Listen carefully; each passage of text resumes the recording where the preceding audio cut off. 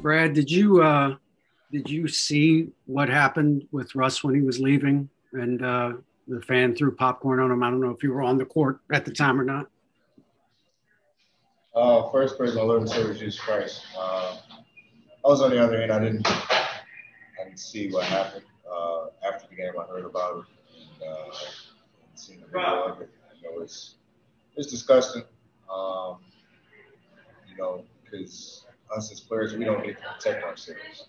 We can run in the stands and confront somebody who was disrespecting us. Like, we're here to entertain everyone in this arena.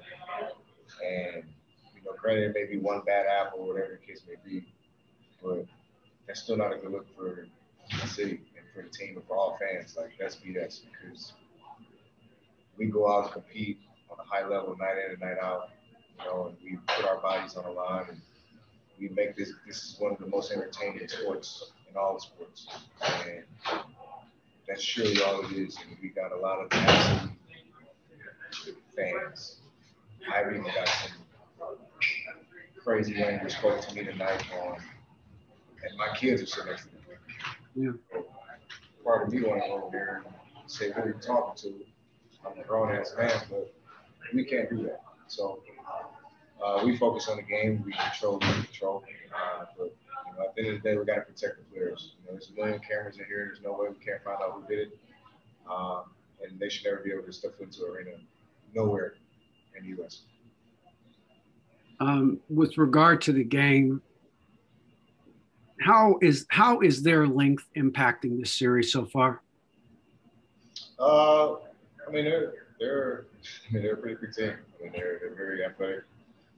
They use their size to their advantage. They want to try to punish teams in the paint. They will always want to try. That's where a lot of their offense is generated and created. They're able to get in the paint, 2 feet in paint. Once we do that, we're helping them out. So, they're able to get, Danny Green to set these easy threes and kickouts and things like that. On the defensive end, they're just long. They're active. They're in passing lanes. They get a lot of deflections. So, you tip your hat off to them. They were one of the best defensive teams during the year for a reason. But granted, on the flip side of that, we've been one of the best teams on scoring on them. This year too. So we just have to, we got to guard better and take care of the ball. Chase. Brad, what are they doing in particular to make it tough for you guys on the perimeter? 2 of 22 shooting threes tonight. They're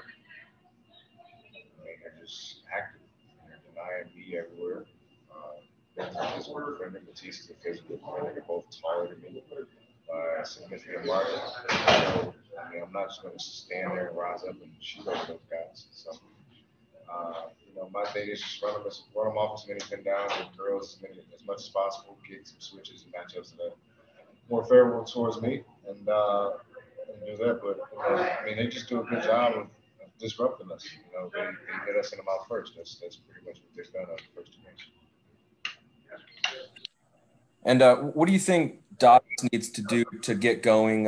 He of course fouled out tonight. I'll just keep shooting the ball. That's all we want him to do. I don't want him to do a damn thing else but shoot the ball. We're going to need him.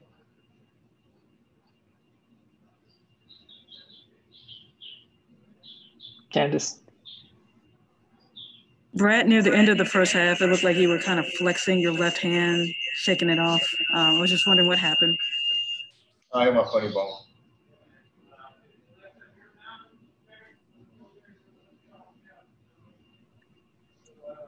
Matt Paris. Hey, Brad. Hey, Brad. What can you guys get more secondary scoring from? You've had a nice lead. I can't hear you. What can you guys do to get more secondary scoring, like from Bertans and stuff like that, to get those guys going a little bit more? It was one of those nights for us. We have guys who can score in bunches, and we got guys who are very versatile with their game. But it just was one of those nights for us. We couldn't make any damage or make any threes. It was a rough for a lot of us. So, I mean, we do what we do. I mean, on nights like this, we just got to be better on the defensive end, which is going to win us the game. But I mean, night in, night out, it can be playoffs. We all know that. You know, I'm going to be aggressive as I possibly can. But you know, there's going to be night in and night out, somebody different is going to step up for us and be that X factor. So we're still searching. We got plenty of time left to be able to ramp it up and figure it out. And take our home court. Thank you. Christos? Hey, Brad, what are the takeaways of those two games in Philly for you as a team, and what do you need to do to be more aggressive on both ends, and especially on defense? I kind of heard what you asked, but I would say our biggest thing is control at this point. You know, control our focus, our energy. We can always control our shots. You know, that's as much as how important that is at this stage of the year and in the playoffs. It's like there's no excuse, but we can control how we defend and our efforts on that end. That's what has to be better from everybody, myself included. So we just got to dig ourselves out, man.